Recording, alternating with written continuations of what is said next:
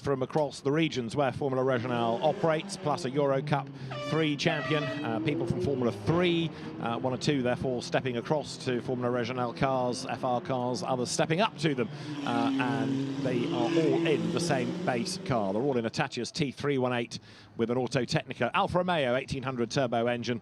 One driver, Matteo De Paolo, who's recently been signed for the McLaren driver development program, given a 3-place grid drop for impeding another car yesterday. His argument was he'd hit the wall, the car was slow, but if he parked it, he knew that he would therefore bring out a red flag and cause people, after the session was stopped, not to get their final push lap in, so he thought it was probably safer to limp back to the pit lane. And the steward said, yeah, but there were opportunities to go up an escape road and park it, so nice idea, but he got a 3-place grid drop. Lots of people have been in the wall this weekend. The likes of Jose Garfias, Charlie Wirtz, Oscar Wirtz, Risa Seaworthen, Zenroy Chi, Kanato Lee, Timet Kwarchuk, Hiro Yamakoshi. They've all had incidents. This is Matteo De Paolo from yesterday. Let's see whether this is the lap on which he whacked the wall and whether or not is sorry, this is now coming to the grid. Forgive me, this is the driver I was talking about with the grid drop. But Matteo De Paolo making his way down towards Lisboa. And this is the driver who gets the grid drop for today. This is the run from Lisboa up through San Francisco. You climb San Francisco Hill, and at this point, going on to the mountain section, if you like, it gets narrower, it gets twistier, and after the sharp right of maternity, it is really hard to almost remember where you are, because one left blends into another. From here on in, all the way down to the sharp right of police, you kind of lose your bearings. It all gets a little bit vague, doesn't it? You have to be inch perfect in any kind of car that you drive around the gear circuit here at Macau. And when you're on board in a single-seater, you become very, very aware of just how inch perfect you have to be with the barriers, those iconic yellow and black barriers. You know, any time that you see a motorsport photograph and you see a yellow and black barrier in the background, you know exactly where in the world it is. It is a unique circuit. This is the right that you spoke of at Police. Very short burst up towards the right at Moorish and then onto the left-hander here at Donna Maria. It goes on and on and on, and finally it's the blast down the hill towards the Melco hairpin. No overtaking here, a permanent yellow flag over the course of the weekend. You couldn't fit 2 cars in, even if you tried. And then you get a flashing green light on the right-hand side, which means the circuit now opens up. It's a high-speed blast down through Black Sands, down towards Fisherman's. That's the right-hander here. Things can go wrong here at Fisherman's because the speed is climbing, ever climbing, weaving the car from side to side to try and get a bit of heat into the tyres before the final turn, our bend, and the completion of a lap of the 6-kilometre gear circuit here at Macau. 135 kilometres an hour, our bend, under race conditions, but when you're coming to the grid, you back it right off. And in the case now of Matteo De Paolo, he will work his way to 12th on the grid. He drives for the R-Ace GP team, along with Enzo Deligny and Jin Nakamura. Enzo Deligny starts 5th, and Jin Nakamura a little bit further back on the grid. In fact, 14th, so the car directly behind this man, Matteo De Paolo. You see the McLaren stickers on the crash helmets and the way that they're going in Formula 1 this year. Not a bad Formula 1 team to be affiliated with. You've got Mattia Conlaghi on the grid. You'll see his car that starts 7th in the Red Bull colours. He's part of that junior programme as well. So we have... Barry Boyer as well has recently been announced as Aston Martin young development driver as well. Correct. Very proudly walking around in that significant green top. Very proud he was. And the Formula 1 team's keeping an eye on the talent, and they will continue to do so, no doubt, after this weekend, as more reputations are enhanced, because if you can master Macau, it does your career prospects no harm at all. So this is a dress rehearsal for everybody, what to expect down on the grid. And down on the grid, very pleased to say, is Alexander Negri. Theo has done the first part of the hard work to get into this position, but how tricky is it going to be to convert this to a win? Well, for sure it's gonna be really tricky into T3. Try to stay on the line, try to have a really good start, really good jump, and then let's see. The race is a race, so let's see how it goes. Most important race is tomorrow, so yeah, let's take this race for a learning. Great. Bon chance, Theo. So Theo Nile, the driver on pole position in the KCMG Enya Pinnacle Motorsport car. And Alex will stride further down the grid, see who else you might be able to find. Number 6, it is the pole position car, Theo Nile. Looking a little bit further along the front of the grid. Freddie Slater, the British driver there in the familiar Prema Racing colours, which also carries the Theodore Racing tag. And Freddie Slater, the champion out of so-called FRECA, Formula Regionale European Championship by Alpine. And the British driver was here last year in Regional, 2 years ago in F4, and he starts as one of the favourites. Let's hear from Freddie with Alex. Right, Freddie, you've now got an idea of the pace of Theo. I feel like what comes down to is who's got the biggest kahunas into this first corner. Is that you? Well, I'd like to hope so. Definitely going to be getting stuck in, but obviously tomorrow's the more important race. So try and get a good start and then see how the race goes from there.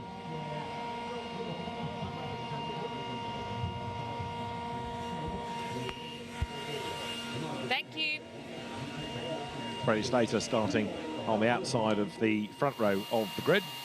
He's a British driver. His father, a very handy racer, going back quite a few years now in Porsches, Adrian Slater. And there you can see third on the grid, the black car of Evan Gilter. That's the driver who won the Middle East Championship in the winter months. Fourth on the grid, looking down to Taito Kato, number 23. Fourth there, you can see his race number just being held on the grid board. And Kato, last year's French F4 champion. He's been one of the surprises of the weekend because he's consistently been up in the mix. Maybe never the ultimate fastest, but always, to use that phrase, there or thereabouts. These young drivers might think that this is the hustle and bustle of a grid that they'll experience tomorrow in the build-up to the Macau Grand Prix. It's going to be this and then some tomorrow. They will never have experienced a build-up to a race anywhere near the celebration that we have ahead of the Macau Grand Prix. This a dress rehearsal for tomorrow in more ways than one. It is indeed. Freddie Slater and Enzo Deligny have been noted for speeding in the pit lane. Let's have a quick look at the grid. Theo Nile starts on pole position from Freddie Slater. Evan Gilter is third and Taito Kato fourth. Enzo Deligny speeding in the pit lane fifth, and sixth on the grid, Marie Boyer ahead of Mattia Colnaghi and Rashid Al-Dahari. Then you've got Noah Stromstead from James Egozzi. Tasanapon in Thrapivasak starts 11th, and Matteo De Paolo is 12th, ahead of Enzo Ye and Jin Nakamura. Jose Garfias comes next, with the Japanese champion, Hiyo Yamakoshi, starting 16th. 17th, Charlie Wirtz, who had an accident yesterday. And then the Euro Formula Open champion, the Polish driver, Timek Kwarczuk, who had an accident yesterday. Yuki Sano is ahead of Koyoshi Umagaki. Owen Tangavulu is next from Kanato Lee, who crashed on Thursday. Charles Leung starts 23rd, double Grand Prix winner in F4, ahead of Takayo Suzuki. Risa Seaworthen in Formula Regional machinery for the first time. Then Chi Zhenri and Oscar Wirtz, one of many who's been in the wall this weekend, starting at the back of the grid. That is Freddie Slater then. Well, he just proved he's quick in the pit lane, needs to be quick on track as well. Theo Nale lining up alongside. This is the pole position driver, and Theo Nale has been driving in Formula 3 rather than Formula Regional this year. He did a few Middle East races at the start of the year, and the best result that he had in FIA F3, where he drove for Van Amersfoort, second at Silverstone. 8th in the championship. That is Taito Kato, starting 4th on the grid. The grid for this, incidentally, the better time you set out of the qualifying session on Thursday and a qualifying session on Friday. Not aggregated, but you took your better time. There is the car of Evan Gilter. He starts 3rd on this grid, the Middle East champion. And Evan Gilter, the driver who was French F4 champion 2 years ago, did race in Europe this year, 5th with a race win. Enzo Deligny, whose father used to race Volkswagens in China, drove to 3rd in the European Championship and 4 victories in the course of the European Championship this season. Born in China and a French-Chinese racer. We're there, Alan, is the aforementioned Murray Boyer with the Aston Martin decals proudly on the visor. Yeah, it's a proud thing, isn't it, when you're picked for a Formula One team's development, young driver development programme. And Murray Boyer, yeah, as you rightly say, just with the sunscreen on the visor of the helmet for Murray Boyer, qualifies on the outside of the third row of the grid. Just Murray Boyer. That's Rashid Al-Dakhiri in another of the Prema Theodore Racing cars. The driver who was third 2 years ago here in the F4 race at Macau. Last year did the Grand Prix but was excluded. So he's eager for a slightly easier run this season. 25 is Noah Stromstead, his Macau debut, having been racing in Formula 3 this year. He's a member of the Mercedes junior team. And a bit of experience around the streets of Macau is worth an awful lot in whatever form of single-seater you might have had previous experience. It all adds up to give a slight advantage around the circuit. Tanazapal into Prusiak there on the grid in car number 26 on the sixth row of the grid, the inside of the sixth row of the grid, formerly racing in the UK in the British F4 Championship.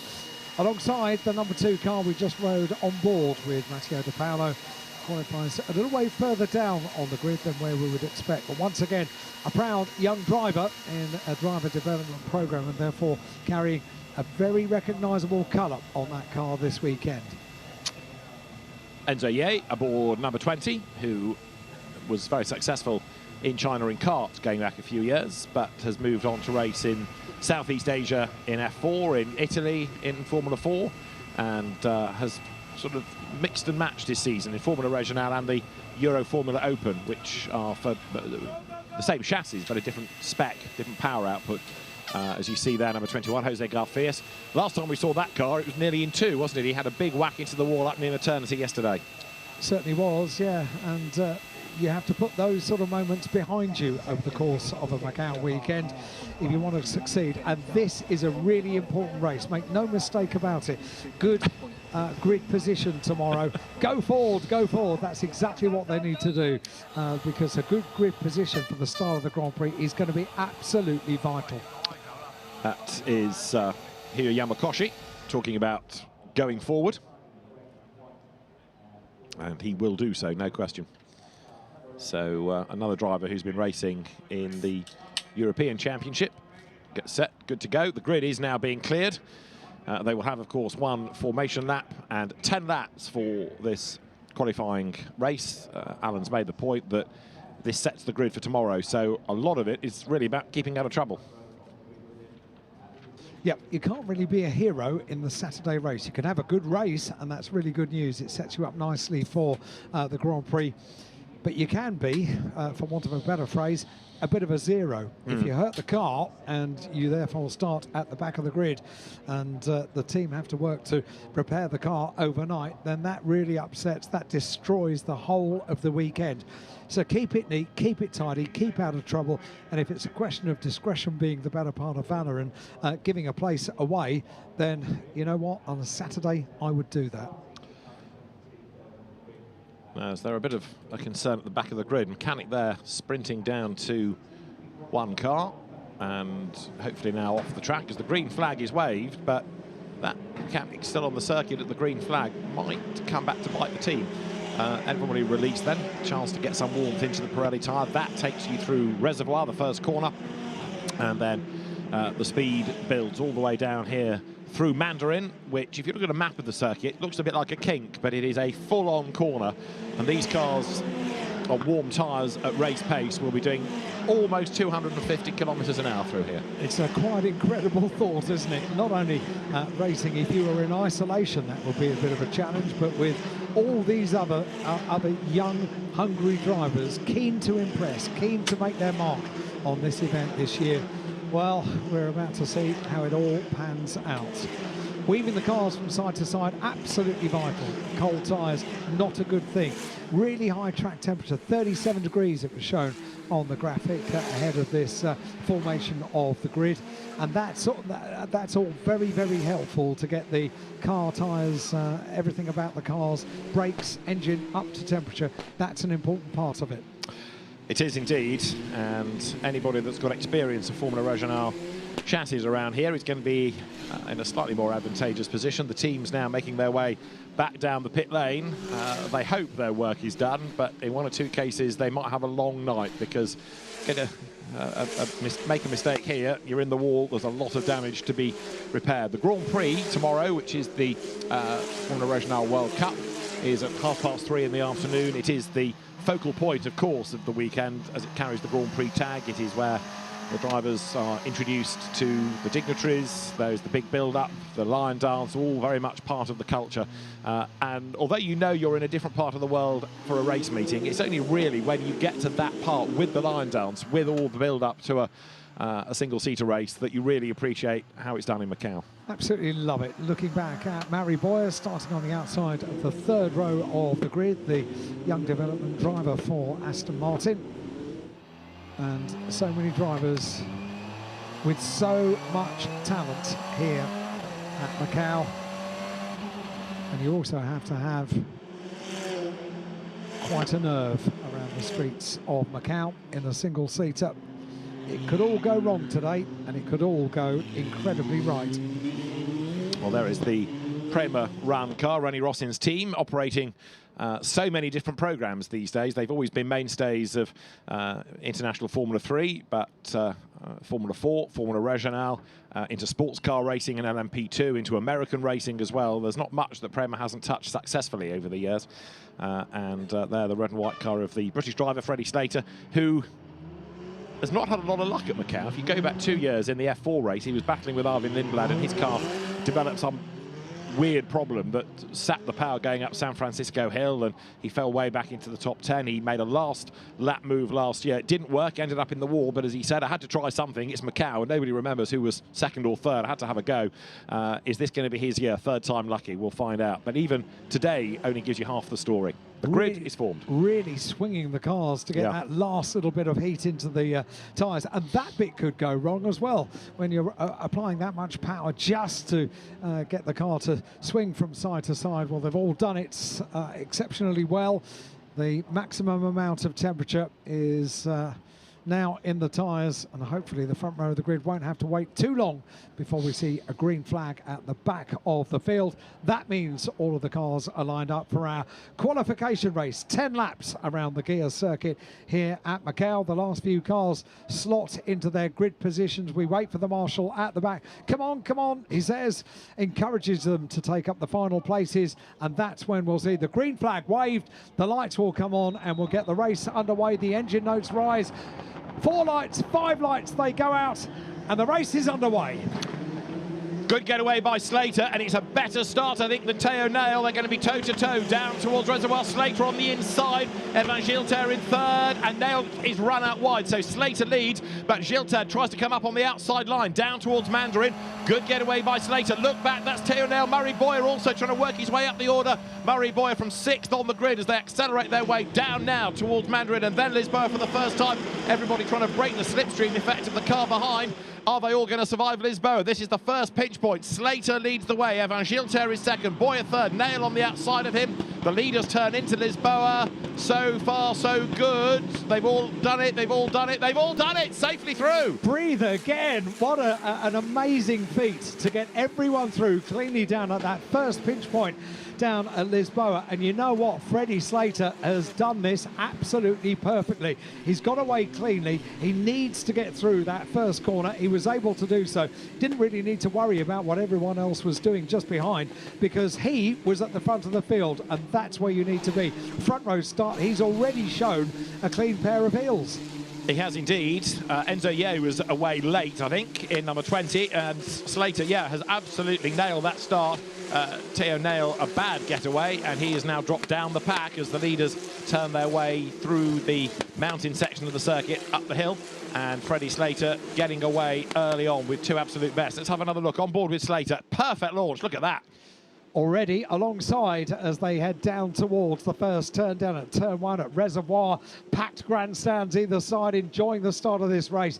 That was absolutely what he needed to do. He nailed the start. Totally did. Freddie Slater then, Theo Nail on the pole position slot, already down to 4th. Was there a little puff of tyre smoke between the front wing of Theo Nail there? Maybe, certainly close. And then as they came down towards Lisboa, Evan Gilter in the wheel tracks, everybody hugging that inside line. You can see the 2 Pinnacle cars in the background go side by side, but it was Boyer that was able to turn through ahead. Look at the way, though, that Slater comes out of Lisboa with a much bigger gap. And we've had one car go wide at Melco. That's dropped back. We'll come to that in a moment. As Slater is away and gone, isn't he? A dominant first lap. 2nd is Gilter, 3rd is Boyer, 4th from pole is Nail, in 5th it is Carto, and 6th Enzo Deligny as they come across the line. So the advantage at the end of lap 1, take a deep breath about this, 1.6 seconds the advantage for Freddie Slater at the end of lap number 1. That is impressive. It is indeed, and the battle is on for 2nd place because Evan Gilter is under attack now from Murray Boyer, who's going to have a go on the outside as they go down towards Lisboa. He's got his nose in front, I think, has Murray Boyer, but he's on the wrong line for the corner. Evan Gilter braves it out with him and claims the place again on the inside. Boyer thinks about the inside, Gilter defends on the run to San Francisco. Super racing as they go through San Francisco, up the hill they go, and on towards the tight and twisty section, up towards Maternity. That's the right-hander and the narrowest part of the circuit now, the mountain section as we sometimes call it here on the gear circuit on Macau, and then into Maternity towards Teddy Ip, the wall on the left-hand side through Teddy Ip onto the Solitude S's, the change of direction that they get now. This was the opening lap at Melco. You can see the cars diving through and, whoops, a bit of a traffic jam and a bit of a coming together, which has eliminated one of the Wurtzes by the look of it.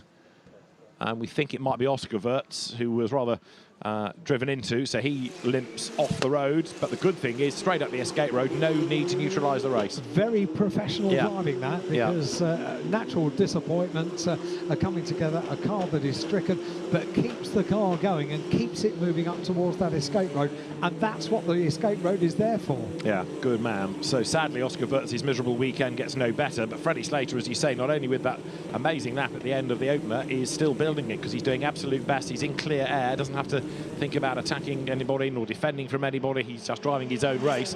Evan Gilter, though, has got away again from Murray Boyer, hasn't he, here? And we talked about experience here at Macau and what it counts for. And Freddie Slater has been here before. He knows the various pitfalls that could befall you here at Macau and knew exactly what he needed to do in this qualification race. Needs to start at the front of the grid, and even better if he starts on pole, and even better if he sampled the top step of the podium today in the qualification race. Once again, a fastest lap of the race for Freddie Slater, the race leader, 2:17.320 around the gear circuit here at Macau, and that equates to 2.5 seconds ahead of Evan Gilter in second place. So the margin continues to grow, nearly 2.6 seconds. Slater to Gilter, Boyer in third, Nail in fourth, Carto fifth against Enzo Deligny. And Deligny here looking the white and black car to the outside line. The French driver tries to get up alongside Carto and then dives to the inside, but it's all too late and he has to stand on the anchors to make the corner. Mattia Conlaghi behind in seventh. 8th is James Igotzi, 9th is Noah Stromstead, and 10th is Rashid Al-Nahari. They all head up San Francisco Hill now. They do, but the second and third cars, Gilter and Boyer, fractionally quicker in Sector 1 than Freddie Slater.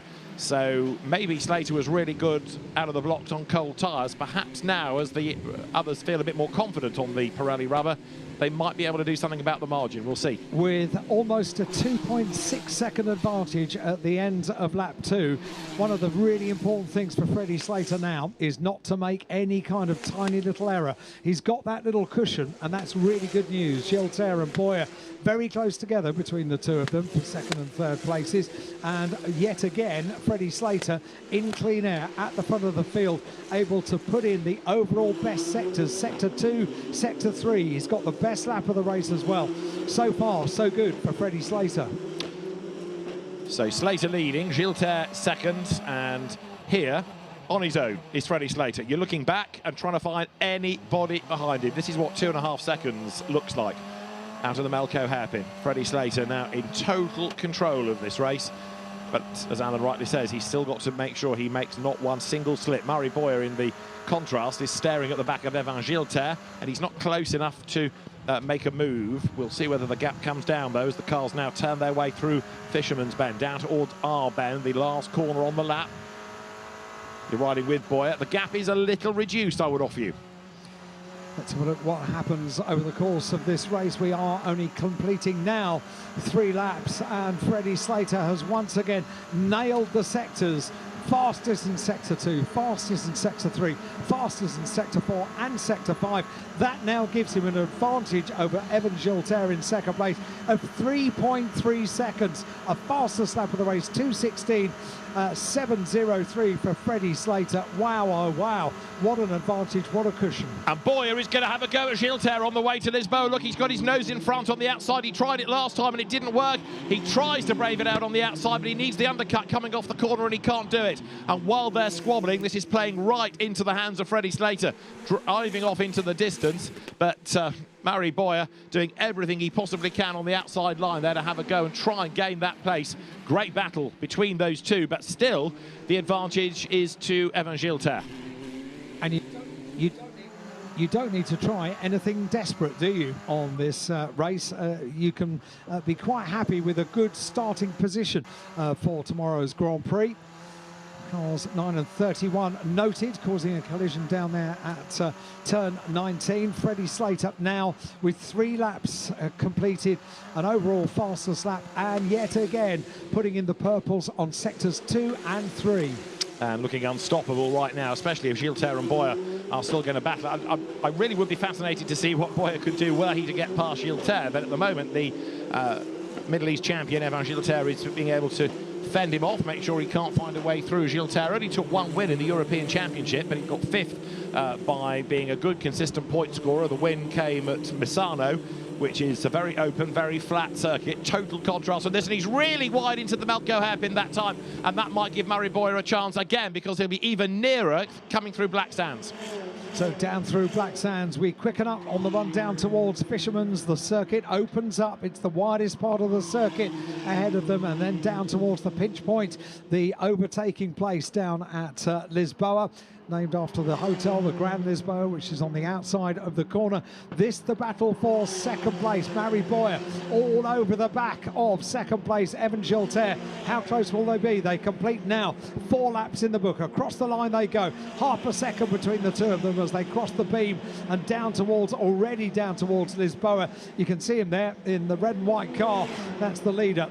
Freddie Slater once again putting in the purple sectors on 4 of the 5 sectors, and this is the run for second place. They absolutely mirror each other. They go side by side on the run down towards Lisboa, on board with Murray Boyer, and through, goodness me, that was close between the two of them on the run down towards Lisboa. Impressive stuff by Boyer to do it with the advantage of the toe. Impressive that he got the car slowed down for the corner as well, so he's done it. Now Murray Boyer has spent the last 3 laps trying to do that at Lisboa. Straight away he's ahead of Gilter. Don't forget, Murray Boyer started 6th on the grid here, so you can overtake around the Macau circuit. You can make progress on the Macau circuit, and the next target is Freddie Slater. Now Slater has just done another absolute best within sector 2, but Boyer, with clear road ahead of him, might be able to reduce the margin before the end of the race, and this was the move. He got a toe, he came to the outside and was able to go through and cut across the front, claim the line for the corner and get the car slowed down. Boyer does have Macau experience, but that was a very good effort. Now, we're being told that Slater will be investigated after the race for speeding in the pit lane. So although he's leading comfortably, the story is not over. And that was before the race started, Correct, wasn't it? absolutely, coming when to the the pit grid. lane was open to do these reconnaissance laps around the circuit, come through pit lane, and then ultimately to take your place up on the grid. That would be incredibly disappointing if there was some kind of penalty. You take the top step of the podium and then you get a penalty for something that happened before the race even started. Can you imagine the disappointment? I can, but there is a rule book. Rules are rules. Now, Mary Boyer getting away from Evan Gilter. His sector times are personal best in 3 and 4. Now that he has been able to break away, doesn't have to think about defending. Impressive pace, this. And there's also going to be post-race Oscar Wirtz being investigated with Charles Leung. It was Leung that made contact with him at the Melco hairpin. That's the other incident we saw early on. Slater's just gone across the line as you ride with Boyer, and he comes up now out of our bend with the margin between them being 5.4 seconds. Even though Murray Boyer has just done his own best lap of the race, Slater's done yet another fastest lap of the race and stretched the gap 5.4 seconds. With 3 out of a possible 5 overall, 2 out of a possible 5 overall best sectors.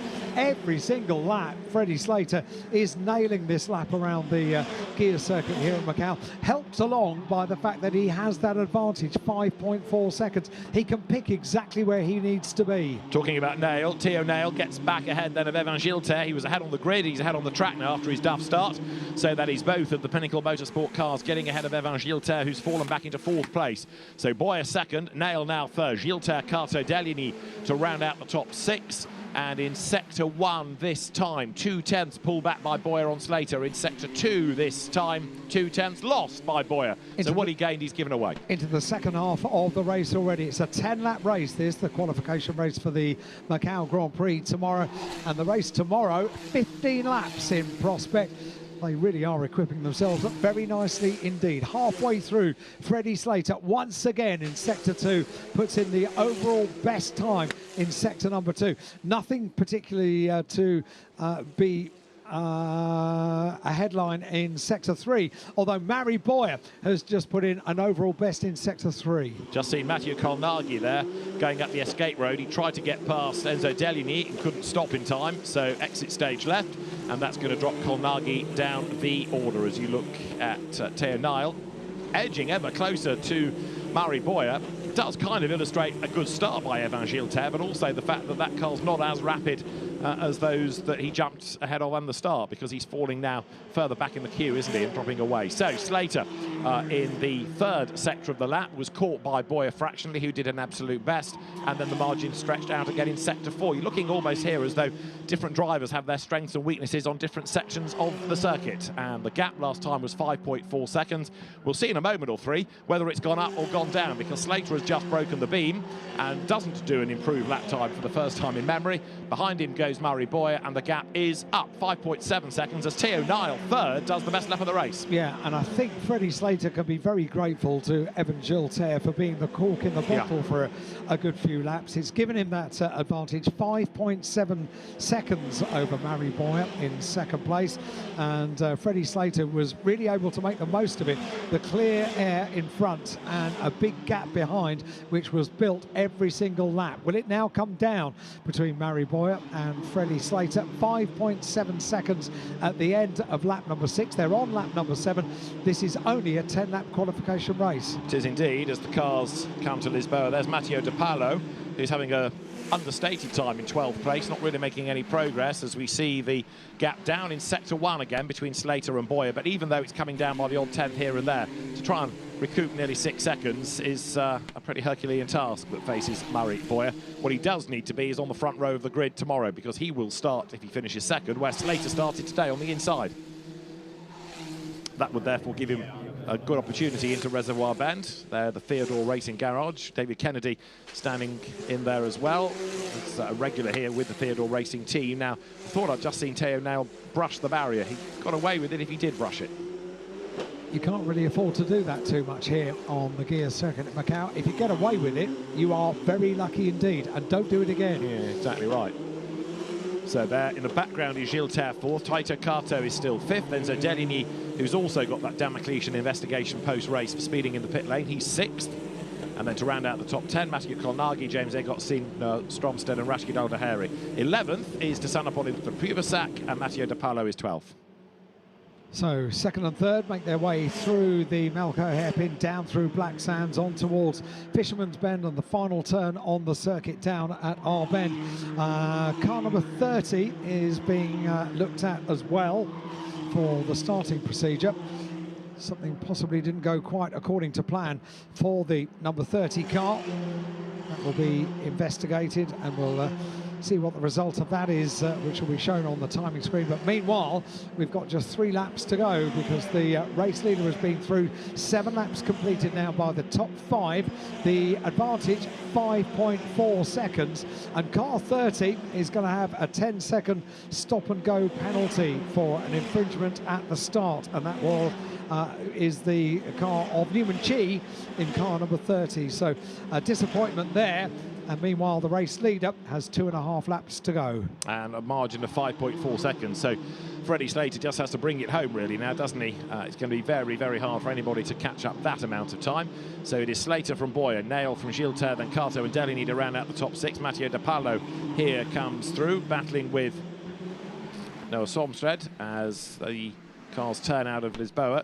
Teo Nail trying to make amends for that not great start, not great first lap, but he's back up into 3rd place, but he'll be 1 row further back on the grid for the Grand Prix than he was today for the qualification race. That's Murray Boyer still hustling on and still being able to find personal best sectors. Trouble is, Freddie Slater is just away and gone up the road. And also, I know it's only the 2nd year we've had Formula Regional cars here, but Prema has so much experience of operating a car around Macau. That also helps Slater no end. Oh, this is a treat on board with, well, a treat that didn't last for very long, did it? The onboard camera letting us down a little bit there, but I'm sure we'll rejoin Freddie Slater around the streets of Macau with clean air in front. We've had so many great shots, haven't we, from Freddie over the course of yesterday and on Thursday here at Macau.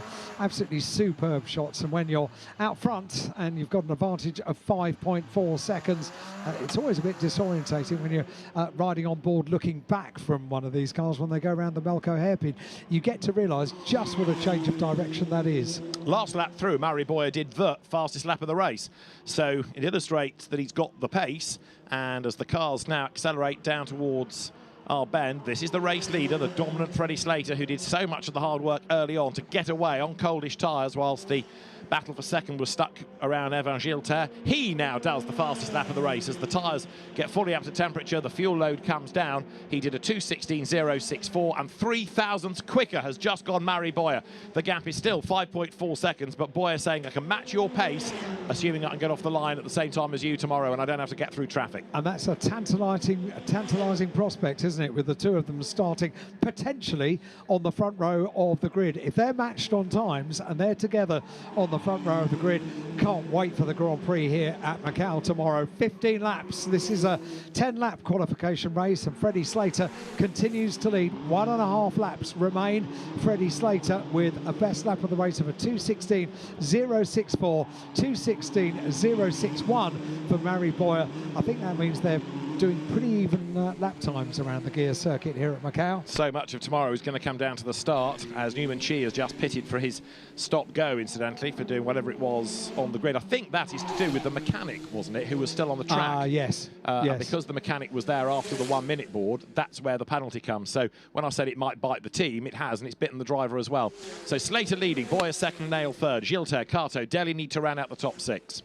But much better that the mechanic was there and got the car started, I reckon, because if it had stalled, then it might have required outside assistance to get going. So you have to make these decisions in a split second, don't you? Yeah, it almost looked like he ran to make sure something was okay. I don't think he needed to do any work. But anyway, as you say, it might have been that he was needed. So the net result is the car was towards the rear anyway, and it's lost time rather than track position. There is Freddie Slater, very deep into Melco, and stands on the anchors, gets the car hustled round the corner. Murray Boyer likewise going deep, and that little bit of yellow arm coat that sticks around the hairpin, the final part of the barrier, that was clipped by the right rear wheel of a car in the Formula 4 race early on the very last lap. He was just a whisker too tight on the corner. It's very, very rare that we've seen anything like that, but it can still attack you, can that barrier, if you're not careful. Freddie Slater is very soon going to start his final lap in this qualification race here in the early evening sunshine at Macau. It looks beautiful. Very soon the lights of Macau are going to come on and celebrations will happen for Freddie Slater, because he's got to hold it together for one more lap. 9 laps are in the book, one more lap to go. Now, we've seen earlier on here in single-seaters, things do need to be kept very neat and tidy on the final lap of the race. You can almost smell the alcohol-free fizz on the podium. And as you make your way around the circuit on this final lap, keep it neat, keep it tidy. You don't need to put in a fastest lap of the race. Teo Nile is in 3rd place and has just put in a 2:15.999 emergency. There we go. What a fastest lap time to have with Teo Nile on the 3rd step of the podium. Freddie Slater is within sight. It's going to be a qualifying race win for him at a circuit that has not been kind to Freddie over the years. Teo Nile then has done the fastest lap of the race in 3rd position, illustrating those Pinnacle Motorsport cars have got pace. But so much of Slater's success in this was down at the start. He absolutely launched the car off the line and got a good getaway for the inside into turn 1, pole position on the outside and a length ahead. But Teo Nile will kick himself for a sluggish start. Good drive by Mary Boyer to be 2nd. He had to work hard to get through the traffic to get past Evan Gilter. Nale did the same thing. What Boyer has proved is that he's got pace. He's not been able to reduce the gap to Freddie Slater, but if he can match him off the start down to Lisboa tomorrow, it is going to be a really fascinating Grand Prix. The final lap of a race that has gone drama-free, dare one say. Freddie Slater comes to the Melco hairpin at the end of a really impressive drive. It may only be to set the grid for tomorrow, but he has certainly proved just how good he is around Macau. And he'll be able to sample the top step of the podium as well, and maybe get an idea of what it might feel like to win the Grand Prix here over 15 laps of Macau tomorrow. But this has been perfect for Freddie Slater up towards the final turn of the circuit and started on the front row of the grid. The win in the qualification race is going to go the way the checkered flag goes for Freddie Slater. He takes the win and his advantage. You can hear the crowd absolutely loving this grandstand finish for 2nd place. Mary Boyer 5.1 seconds behind in 2nd place, and Teo Nile, the pole sitter, with another fastest lap of the race. Boy oh boy, 2:15.561 on that final lap. I do love the enthusiasm, not just of the crowd, but the man with the checkered flag as well, because not only is it almost launched at the drivers, but he also indicates to the winner that you are P1 and cheers them over the line. All part of the great character of this event. But you're right, Teo Nile on that last lap doing a very impressive lap time, 2:15.5, and those Pinnacle Motorsport cars proving they've got the pace. And without an Evan Gilter-shaped cork for tomorrow's race, going to be game on, isn't it? It certainly is. Quite rightly, they celebrate down in pit lane. That was a great race from Freddie Slater. Just seen his dad as well in the black T-shirt, Adrian, former Porsche racer, as I said earlier on, omnipresent by Freddie's side. There's another one on the way in Ginetta Juniors, so the Slater dynasty continues. So we might be talking about Slaters for years to come at Macau. Freddie Slater from Mary Boyer and Teo Nile, the top 3 in the qualifying race for the FIA FR World Cup. The grid set then, provisionally, for the Macau Grand Prix, the 72nd Macau Grand Prix. Enjoyed that. Wow, I think he did it as well. Freddie Slater drove an impeccable race, a pluperfect performance today. That is 2/3 of the distance that we'll enjoy for tomorrow's Grand Prix here at Macau. And maybe we can reflect on what has been a super day here, because the amount of interruptions to the racing that we've had for touring cars, for single-seaters and for GT cars have been very, very few. If you think about the last couple of days of free practice and qualifying that have been challenging for the course workers, for the marshals. And that really is testimony to the fact that we have pro drivers at the top of their game competing on a very challenging circuit. It's been a great day of racing here at Macau. 2 years ago we had a British winner. That was Luke Browning in the last year of Formula 3 as the Macau Grand Prix category. Can Freddie Slater be this year's victor? The 2nd time that we've had these Formula 3 style but Formula Regional titled cars. Well, it's going to be a good fight, certainly between him and Murray Boyer and Theo Nail tomorrow. They're the top 3 provisionally on the grid. The cars making their way back round to the pit lane. The drivers will then go to the podium. The Grand Prix tomorrow, 3:30 local time, prior to which there is the line dance. And a day of racing kicked off with GT cars, GT4, then F4, then touring cars, then GT3 cars. And then after the special event and the line dance, we have the Formula Regional World Cup, the Macau Grand Prix at 3:30 local time. Into pit lane comes our race winner for the FIA World Cup, the Macau Grand Prix. And Freddie Slater makes his way slowly down into pit lane. Oh yeah, I'd forgotten about that. Slowly down into pit lane. Well, there's yes. still a question mark looming, isn't there? Yeah, I forgot that. Speeding in the pit lane. Yeah. So before the race. Yeah, on pit exit. They were allowed to drive through the pits, remember, onto the grid. So at some stage, he has been down or been noted for speeding in the pit lane. So the car comes to a halt, and for now, Freddie Slater, on track at least, has done everything that's been asked of him. And at some stage, I guess he'll be told about that, but not at the moment, because for now, he's going to get out of the car and no doubt sample. Oh, hang on, calm, he says, calm. It's the qualification race. Stands on the front of the car and just encourages everybody just to take a step back and be a little bit thoughtful about this. So congratulations, Cub. And so too they will for Murray Boyer and Theo Nail as well down in Parc Fermé. Murray Boyer just talking about the exploits of 10 laps around the circuit. I can see Alex down there in the background, and she is lurking with a microphone, so we can be hopeful maybe that we might hear after the drivers have been weighed, might be able to hear from Freddie, maybe Theo and Murray as well. That was a cracking fastest lap of the race, wasn't it, on the final lap for Theo Nail. Which sort of illustrates more the fact that had he not made that not great start, it could have been a different race. Well, there is Freddie Slater, somewhat dominant victor. Let's hear from the British driver. Alex Legui is down there to talk to our winner. Freddie, 2024 wasn't your year, but 2025 certainly looks like it might be after what was a stunning qualification race. Yeah, that was good fun. Obviously, I got a good start, and I said on the grid that was the key factor at that point. And then, yeah, managed to lead going into T3, and then just try and get a read on balance for tomorrow. So we've got an extra 5 laps tomorrow, so we need to know what we need to do overnight to make it even better. But yeah, no, a strong race, and we look forward to tomorrow. Car obviously feels like it has pace. It certainly looks like it. Yeah, it's had pace all weekend, and you know the track's getting faster and faster now. The times are coming down with the race runs, and yeah, the track's getting grippy, so it's good fun out there. Good job, well done. Thank you very much. Let's try and get Murray. We can go with Theo.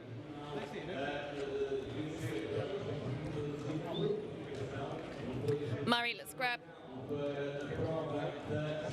Yeah. Well done. Good race. P6 to P2. Congratulations. Yeah, really happy. I knew we had a really good pace from tomorrow. It was a shame because I made a big mistake on my last lap. We were coming super fast. It is true that today has been the first day we have done many laps in a row, and I think for tomorrow we understood what we need to fight for more. The start was really good, so let's focus, and this is not over yet. Certainly looks like you're in a position that you'll be able to fight. Theo, a frustrating start, but you managed to claw your way back up again. Still puts you in good stead for tomorrow. Yeah, to be honest, I prefer start second row for tomorrow. With the slipstream, it will help a lot. I need to work on the start for tomorrow. I will see what happens, but yeah, it's seen so many times that I didn't drive this car, so the first start is always a bit tricky. But yeah, quite happy. Fastest lap in the race as well, so yeah, positive for tomorrow. Yeah, certainly have the pace. Best of luck. Quite a few things to unpack out of all of that. Theo Nail making the point that he doesn't race these cars regularly, and what Murray Boyer said, absolutely right. They've just done 10 laps in a row. That's the longest uninterrupted running they've had all weekend. Yes. So Freddie Slater, the provisional winner of the qualifying race from Murray Boyer and Theo Nail. 4th, Evangile Tertaita Kato. 5th, and Enzo Deligny in 6th. It's Mathieu Kolnagi, 7th from James Egotzi, Noah Stromsted. And the top 10 completed by Rashid Al-Daheri. Matteo De Paolo being able to fend off Jose Garfias in their battle for 11th place, ahead of Tasanapol and Thrupivasak. Jin Nakamura 14th from Kanato Lee and Hio Yamakoshi. Tokiya Suzuki was ahead of Yuki Sano, and Charlie Wirtz was 19th from Owen Tangavelu. Fastest lap of the race to Teo Nail, the third-place driver. It was Kiyoshi Umagaki in 21st, ahead of Reza Seaworthen and Charles Lung. Timet Kwarczek 24th from Enzo Ye, who was late off the grid. Newman Chi had a stop-go. Oscar Wirtz, the one retirement on that opening lap, and the race went without a safety car, without a stoppage, without an interruption. Hooray! What a joy that was. We have had a treat of racing today, haven't we? Totally. If we've added up the amount of interruptions over the last couple of days, it has been exactly the opposite of those that we've enjoyed today, because we have had proper races, a chance to have a look back at that start as well. And this was so important, wasn't it, for Freddie Slater? And he knew exactly what he had to do. This was all about where you're going to start for the Grand Prix tomorrow. And he nailed this. He did indeed. Enzo Ye was the one left on the grid in the background. Everybody scattered around him, and good getaway by Murray Boyer as well, because they came through reservoir. That's, I think, kind of where Nail came unstuck. He was forced out wide, and it was a bit dirty there. So for the next part of the circuit, he wasn't totally confident. But Murray Boyer was absolutely on it, wasn't he? Trying to squeeze up past Evan Gilter. Had he been able to do it, I think he would have been able to then take the fight to Slater. But Gilter was able to keep him at bay on that run down towards Lisboa, and Freddie Slater hugging the inside line and able to stay ahead. The podium awaits. The drivers will be whisked there shortly, and they will have the trophy presentation. We might be able to hear from the drivers once again as well. But 3:30 tomorrow can't come soon enough now, can it? It's going to be a great Grand Prix. Absolutely cannot wait. They've had now just an idea of how much this is going to mean tomorrow. 15 laps tomorrow we've got to look forward to, and it's the headline act. It's the final race of the day, and then just a few minutes after we enjoy the celebrations on the podium tomorrow for the Macau Grand Prix, all of a sudden the streets of Macau become once again for another year the streets of Macau.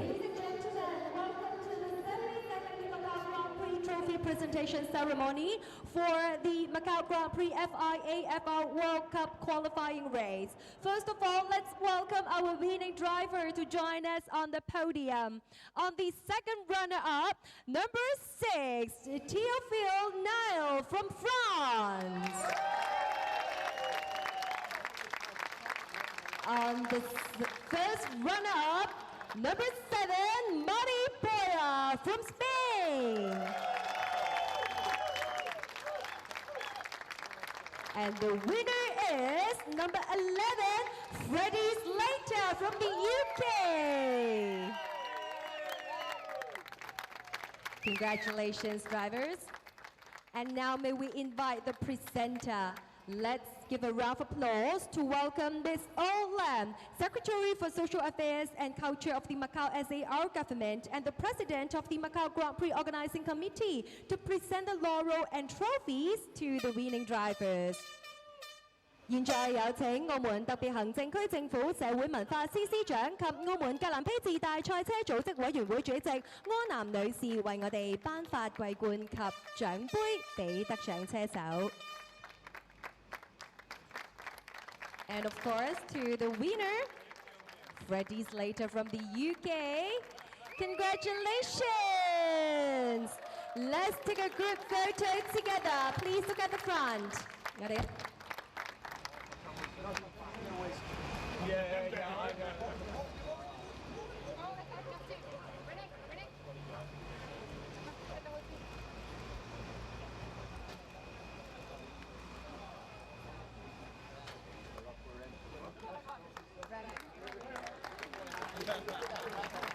Thank you, and drivers, please remain here. Let's take one more photo. All right, perfect, captured. All right, thank you. Please remain at the current position. And now I'll pass the time to Chris to interview the drivers, please. Thanks very much. Right, let's get up onto the podium, and we'll start with Teo. Teo, just didn't quite get off the line as you wanted to, and when Freddie got alongside you, looked like you lost a bit of momentum, and it cost you a couple more places. Yeah, I had to brake, but it was fair play, to be honest. Then I had a really good pace the whole race, fastest lap at the last lap, so it seems that it's going all right for tomorrow. Yeah, fastest 2 laps of the race, the last 2 laps, new lap record. So if you can get a good start tomorrow, you're still in this. Should be, yeah, need to work on that and should be good. Okay, good luck for tomorrow. Let's catch up with Mary in second place. Mary, great job from the 3rd row of the grid. You two were both charging at the second half of the race once you got up there, but Freddie was just a bit too far ahead. Yeah, first of all, thanks to the whole team. I think we have been doing a really good weekend of adaptation. Yesterday I was a bit frustrated. Felt I had a lot more, but indeed today we got revenge. And the weekend is not over yet. I felt we had a really good pace, and even for tomorrow we can do better steps. I understand better the car, so now we will analyze, and tomorrow we come back stronger. And you showed last year from the back to, what was it, 7th, that you can overtake here? Yeah, it is possible. Today we also show it, so yeah, we'll focus on understanding a bit more the car, and tomorrow is a new race. Okay, good luck. Well done today, Freddie. Well done. What a few years you're having. 3rd time at Macau. This place kind of owes you a podium. You've had a bit of bad luck here in the past, so great effort by you all weekend long. Yeah, it's going our way a little bit more now, but no, honestly, we're doing an amazing job as a team. You know, the consistency is a lot better. I'm understanding the car after a full season in this category, so it's all to play for tomorrow. Obviously, they're very fast behind as well, but then there's a long straight to C3, which should be good fun tomorrow afternoon, and I look forward to it. What's the toughest part of this track? Is it the high-speed stuff at the start through Mandarin and down to Lisboa, or is it in the middle of the circuit where you've got the S-bend section? I think generally it's just not getting complacent when driving around. I think it's quite easy to back off too much and try and then it bites you, you know, and especially with all the GTs and all the other categories going around, the track is quite dirty now, so there's one line, and if you're not on it, you're in the wall. So yeah, it's always good fun driving around Macau, especially when it's like this. Well, brilliant job. Well done today. Well done, guys. Good luck for tomorrow. Our top 3. Give them a round of applause. Congratulations once again to all the winning drivers. And with that note, this also concluded today's races. Thank you once again for joining us, and we look forward to seeing everyone tomorrow. So, great day here at the gear circuit at Macau. Freddie Slater does an exceptional job to win the qualification race for the Macau Grand Prix, the FIA FR World Cup. But the story continues on day 4. We'll see you tomorrow.